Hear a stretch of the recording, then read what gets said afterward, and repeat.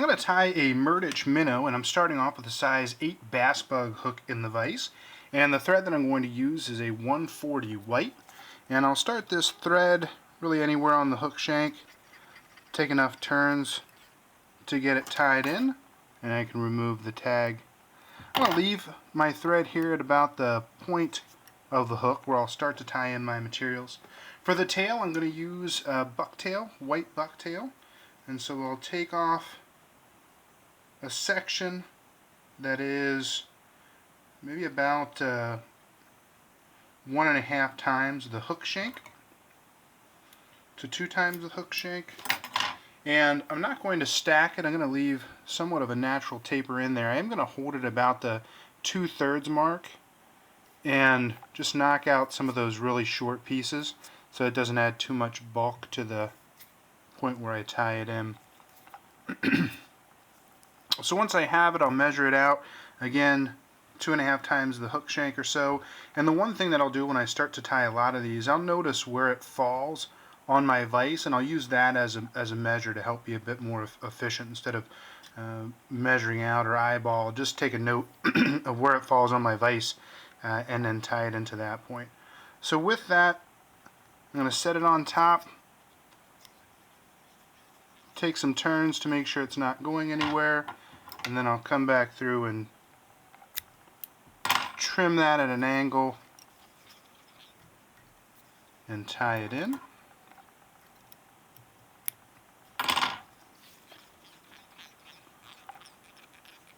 You can put a drop of cement on at this point if you'd like to make sure that it really sticks good to the hook shank. The next 2 pieces are going to be flash that I'm going to use, and so the first is going to be the lighter of the colors. This is just a pearl crystal flash. I'm going to take off a pretty generous clump of it.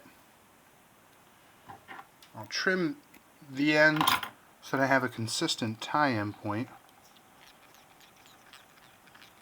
And again, take enough wraps to make sure that it's secure. And I'll trim it to be just a little longer than the longest bucktail fiber. The second layer of flash is going to be a Flashabou, and this is in a silver. So I've got my silver Flashabou. I'm going to take a section, again about the same volume as the crystal flash.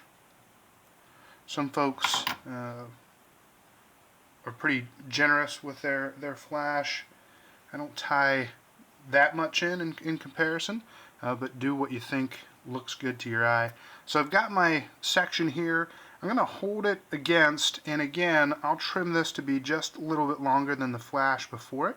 But when I tie it in, I want to make sure that I leave enough extending to the front, because I'm going to double this over and it'll act as a fin of sorts. So I'll take it, I'll hold it on top, take my turns to lock it in, and then I'll come back through and again trim it at the same length or just a little longer than the section of flash that you tied in before. I'll make sure that I've got that bound down, and now I can tie in some material that will give this more body, more volume, and that's going to be an ice fur, and this is in white. That's one of the reasons why I like to have this bass bug hook, because it has a big gape in it, so that when I add this additional body, it doesn't impair the hookups as you would with something with a smaller gape in the hook. So these come in kind of these 2 sides. I don't need a full width, and so I'll take maybe half of that material. And I'm also not too worried about if I have a straight cut. Normally when I tie in material, I don't want to have kind of a straight edge to it. With this, I'm not as concerned with it having a straight edge. So I've got my clump here. I'm going to tie it in so that it goes just beyond the overall length of the hook, so just beyond the bend, and then I'll tie that in with a couple of hard turns, and I'll repeat the process on the other side. So I'll take that same section that I cut from, and again just repeat it. So take another clump, I'll hold it against the other side at the same distance,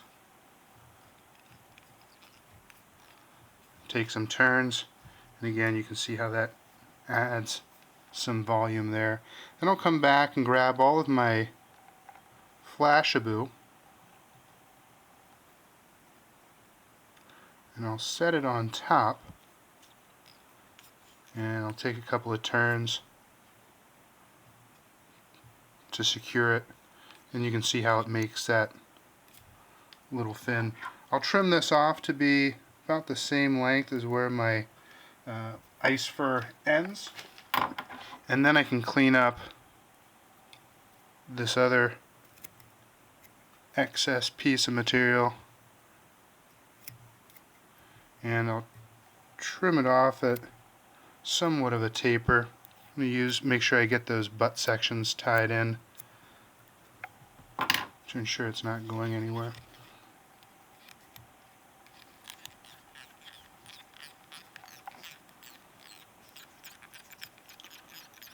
Alright, now that that's in, I'll come back with my main body material, and that's going to be a cactus chenille. And as you can imagine, in white. So I've got my chenille here. I'll take off a pretty generous amount. The important thing here is to not run out by the time you get to the front. So take more than you need, or wrap it off of the cardboard stack so that you're sure you have enough. So I'll tie that in good. I'll leave a little room in the front to make sure I've got enough room to tie this in. As I'm working my way towards the eye of the hook, I'm stroking back some of these fibers so that they don't bind the fibers behind it. You get a fuller body that way. And I'll work my way again up to the eye, and when I get there, then I'll tie it off. Couple wraps on top and underneath, and trim. And now I can finish making sure that's all tied in properly. No need to build out a head or anything like that, and I'll just come back through and wet finish and trim. Now the one thing that I'll do at this stage is add a little color to it. So I'm just going to use a gray Sharpie, and I'm going to run it along the top. I'll catch some of that ice fur as well.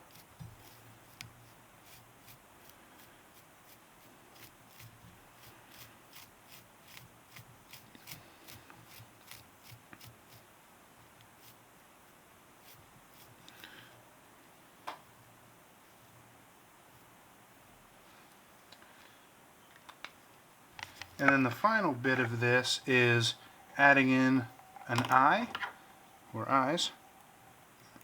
And so I'm going to take my scissors and just make some room on either side for an eye.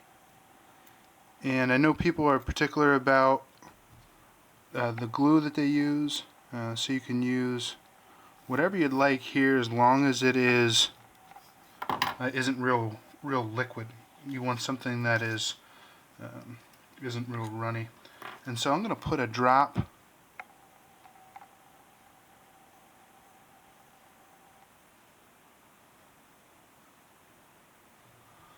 of glue here with my pattern on its side, and then I'll attach these eyes to it. And I'll push down enough to make sure that it's going to be locked in place, but I don't want to compress the head of this too much.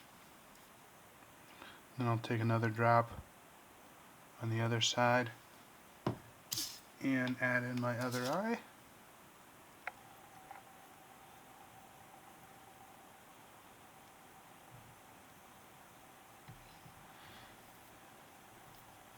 It'll take a bit for that to set up, and then it'll be ready to fish. You can taper some of this bulk if you'd like, but that slicks down once you get it in the water. And that is the Murdich minnow.